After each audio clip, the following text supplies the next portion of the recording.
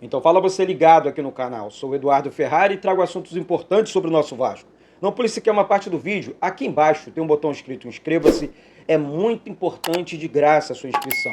Se inscreve aqui embaixo, deixe o seu like também, habilite o sino das notificações, pega o link do vídeo, manda nos grupos de Telegram, WhatsApp, Facebook e tudo mais, tá certo? Deixe essa força aí pro canal, sobe o like mais uma vez e se inscreve aí e vamos juntos. Ó, situação envolvendo reforço já do Campeonato Brasileiro, reunião com o governador, Pedrinho se reuniu com o governador do estado do Rio de Janeiro, o Cláudio Castro. Situação do meia Ryan, joia da base do Vasco, permanência ou não de Paulo Brax e Lúcio Barbosa, tá? E arbitragem na CBF. Bom, gente, o Vasco, eu vou começar com esse assunto, tá? Assunto importante. O Denilson, volante do Cuiabá, bom volante, bom primeiro volante. Sofremos durante a temporada, até a chegada do técnico Ramon Dias, com a falta desse jogador. O Vasco chegou a experimentar, fazer alguns testes, mas os jogadores não vingaram, né? E quando meio que despontaram ali, foram meio que atrapalhados, principalmente pelo ex-técnico do Vasco, Maurício Barbieri.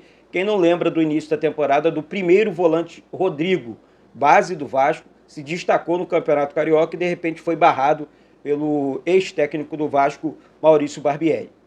Dito isso, o Vasco volta às suas atenções, mais uma vez, claro que o campeonato ainda não acabou e tudo mais, mas o Vasco entendeu que precisa de um jogador que faça essa função ali. Temos só o Zé Gabriel que faz a função porque o Ramon Dias, né, conseguiu criar esse jogador, né, encontrar uma posição para esse jogador que estava meio abandonado no elenco do Vasco, né? Essa é a verdade sobre o Zé Gabriel. Ele estava meio que abandonado lá no cantinho e o Ramon Dias chegou, preciso de você, faz isso aqui, isso, faz o feijão com arroz que vai dar certo. Então, o bom volante do Cuiabá, repetindo aqui, o Denilson, né? Bom volante do Cuiabá, realmente chama atenção. Vi, assim, é um volante de muita força, de muita pegada, de muita marcação e tem um bom passe também. Se o Vasco estiver realmente interessado nesse jogador, que eu acho uma boa, eu acho que volante você não tem muito assim no mercado. Ah, Eduardo, vamos buscar lá fora. Não, o cara é bom, o cara é bom, tá? E se chegou para a diretoria, para o departamento de futebol, caso isso aqui, pô, Eduardo, aconteceu sim. Então chegou para o departamento de futebol e eu acho que o Vasco tem que dar sequência, sim. Se foi aprovado pelo técnico Ramon Dias, que é o cara que tem que aprovar as contratações, que é o cara que vai comandar a equipe, eu gosto do nome do Denilson, tá? Eu, particularmente, tá bom? A situação envolvendo o Ryan, gente, olha, o Sevilha agora, tá, estaria interessado no meia atacante Ryan do Vasco, né? 17 anos só, é uma joia da base do Vasco, é um jogador que vale milhões. O Real Madrid também estaria de olho no jogador. O Sevilha está mais forte, está monitorando e tal. Tá, mas tem que mexer no bolso, cara. Tem que mexer no bolso. Isso aqui é papo de 100 milhões, 200 milhões por um jogador. Tá? E o Endrick do Palmeiras. O Vasco não tem esse desespero todo. Então, assim, tem que ficar atento, ligado aí nessas futuras vendas do Vasco, né?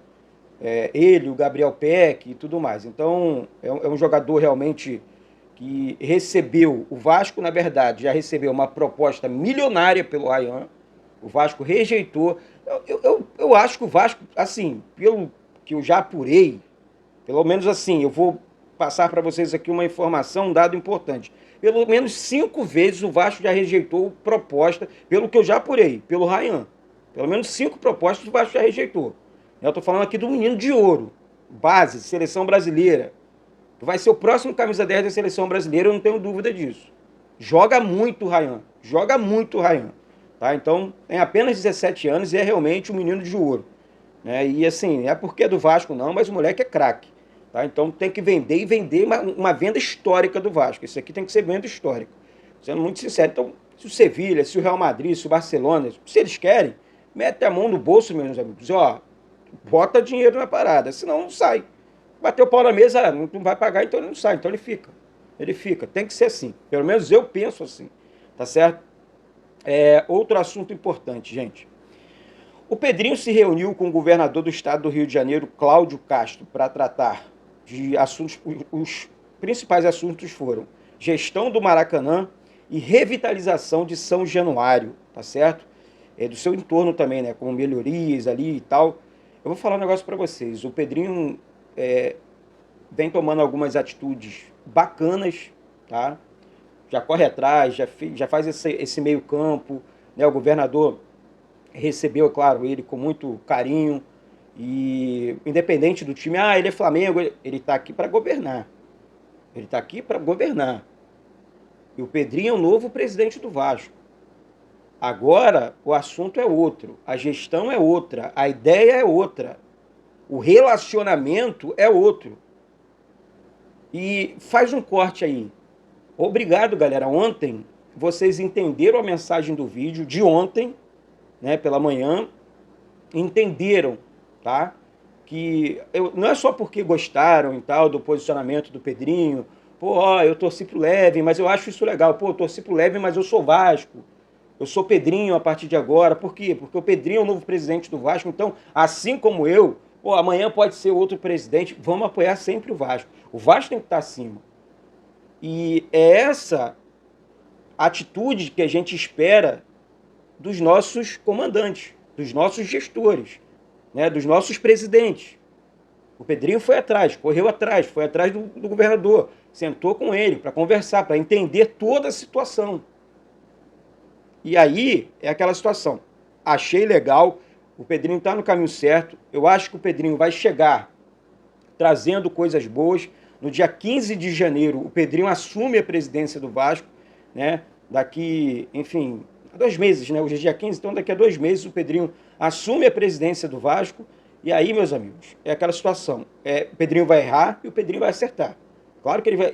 Aqui eu falo com convicção e certeza. Ele vai acertar muito mais do que errar. Isso eu tenho certeza. Isso aí eu não tenho dúvida, não.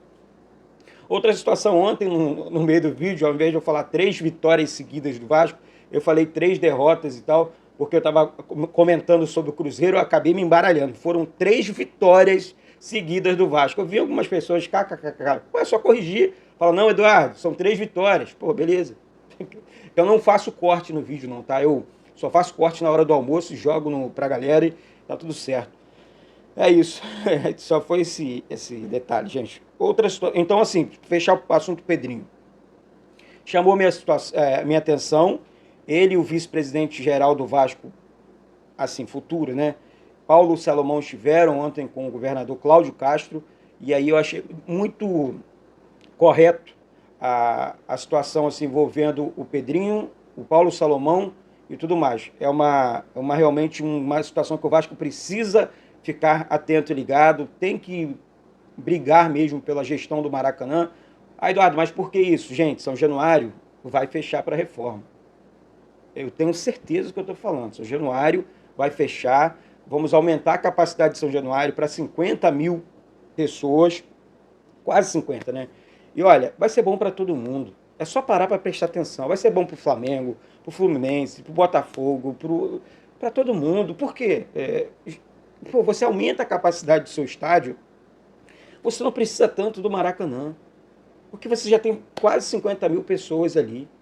Assim como o Palmeiras, assim como o Corinthians, assim como o Grêmio. Sabe? Então, eu acho que estamos no caminho certo. E se o governador entender que vai ser bom para todo mundo, eu tenho certeza que ele vai deixar o Vasco participando também. O Vasco paga a conta do Maracanã. E com todo respeito, o Fluminense não paga. O Fluminense não paga. A torcida do Vasco paga a conta do Maracanã. O Fluminense não paga. Tá? Essa que é a grande realidade. Mudando de assunto, eu quero falar sobre o Souza, né? Volante Souza. Gente, o volante de 34 anos, né? Eu dei em primeira mão aqui, ele disse que quer voltar para o Vasco, não sei o que e tal. Ontem teve uma pesquisa na Net Vasco, um abraço para todos eles. Olha, ele pediu perdão à torcida e tal, porque não voltou lá atrás, no primeiro momento. A questão é perdoar ou não, acho que todos nós devemos. Eu pelo menos, eu sou assim, sabe? Mas claro que eu perdoo, eu sou ser humano, eu acho que nós devemos perdoar, devemos amar, devemos nos apoiar sempre, sem essa. Sem essa de, pedir perdão, aceita perdão. Claro que nós aceitamos o perdão. O pedido, né? Pedir perdão e tal, você aceita? Claro, sem essa. Agora, o assunto não é perdão. O assunto é é campo, sabe? É bola. Eu acho que o Souza, lá em 2011, né, 2010, ele estava no Grêmio, né? Assim, e já não era aquele jogador. O Souza nunca foi aquele, seleção brasileira, nunca foi. Né? Vamos ser sinceros. É um bom volante, de 34 anos. Eu acho que não é o que o Ramon Dias busca nesse momento, até porque volante cadenciado nós temos dentro do elenco, Praxedes. Né? Aí o Vasco vai lutar para ficar com o Praxedes, é um jogador, eu acho bom. Primeiro volante Zé Gabriel e agora o Vasco aqui com a possibilidade do Denilson. Então, assim, acho que não é uma prioridade no Vasco o Souza, tá? Essa é a minha opinião. E se você perguntar, Eduardo, seria uma prioridade sua a contratação do Souza? Não, acho que não. Acho que o Vasco poderia buscar outros nomes no mercado. O Vasco tem que reforçar o seu elenco com alguns medalhões, sim, mas eu acho que o tempo do Souza, tá aí o Alex Teixeira, já passou. Né? O jogador, vou com 34. Para essa função, tem que ser nível Felipe, Pedrinho, Edmundo, Juninho Pernambucano, tem que ser desse naipe. Se não for, não adianta ter a idade avançada e atuar ali na marcação e tal. Temos o Medel também, que já temos uma certa idade, temos o Maicon com uma certa idade. Então, ali no miolo defensivo, eu acho que dá para o Vasco segurar e pegar um jogador mais jovem, tá? Então essa é a minha opinião. Eu não contrataria nesse momento o volante Souza, tá bom? Essa é só a minha opinião, tá? Mas podem deixar de vocês aqui embaixo. Bom, gente, eu quero falar assim, ó, questão envolvendo demissão, hein? Caso o Vasco siga na Série A e vai seguir, Paulo Brax e Lúcio Barbosa devem continuar no comando do futebol, tá? A situação de Paulo Brax e Lúcio Barbosa depende do destino do Vasco esse ano. Em caso de rebaixamento, a dupla não vai permanecer. Mas os dois agradam os executivos da 777 para comandar o futebol em 2024. Caso o time siga na elite do brasileiro, aí tudo bem, eles devem continuar. Torço sempre. O Lúcio Barbosa é um cara que eu gosto muito. Quem derrapou bastante foi o Paulo Brax, né? Principalmente no início da temporada. Aí existe aquela questão envolvendo ele, o Luiz Melo, enfim, mas derrapou bastante. Temos outros executivos, bons executivos também, no futebol brasileiro. Não desejo mal de ninguém. Paulo Brax sempre me tratou muito bem dentro do clube. Sempre tive um bom relacionamento com ele, um cara muito educado, um cara do bem, um cara trabalhador, um cara honesto. Agora, que o trabalho dele teve, enfim, ele derrapou algumas vezes, isso é fato. Isso é fato. O time está brigando para não cair. Né? Então, ele precisa ficar atento, precisa ficar ligado. E precisamos entender também o relacionamento dele com o antigo CEO da SAF do Vasco, o Luiz Melo. Repetindo aqui. Então não adianta só a gente apontar o dedo para o Paulo Brax. Quando você tinha um cara que não amava o clube, um cara que era ruim na parte administrativa, um cara que não tinha nada a ver com essa camisa, e aí, meus amigos, deu no que deu. Né? Eu acho que essa é a pior experiência que eu já tive, como vascaíno, vendo um rival, um torcedor do rival, sócio do rival, trabalhando no futebol, cargo máximo do meu time. Essa é a pior experiência que eu tive na minha vida como vascaíno. Essa é que é a grande realidade. Tá? Agora, para terminar, quem apita o jogo entre Vasco e Cruzeiro dia 22, olha, decisão lá no Mineirão, sem público, tá? Sem público. O Cruzeiro já recebeu uma punição, 30 dias aí, né? Aquela punição preventiva, 30 dias. E, enfim, depois vai acontecer o tal julgamento no STJD, vai definir o tempo, né, de punição da equipe do Cruzeiro. Bom, Leandro Pedro Voaden apita o jogo entre Cruzeiro e Vasco lá no Mineirão. Aí é aquela situação. É bom para você? Ruim para você? A arbitragem no futebol brasileiro sempre muito complicada, mas o Voaden apitou alguns jogos do Vasco esse ano e não foi mal, não. Tá? Se continuar apitando do jeito que ele apitou, o Vasco vence a equipe do Cruzeiro, porque ele apitou a vitória do Vasco sobre o Fortaleza. Estou falando só que eu lembro aqui. Enfim, ele apitou alguns jogos do Vasco, o Vasco acabou vencendo, tá?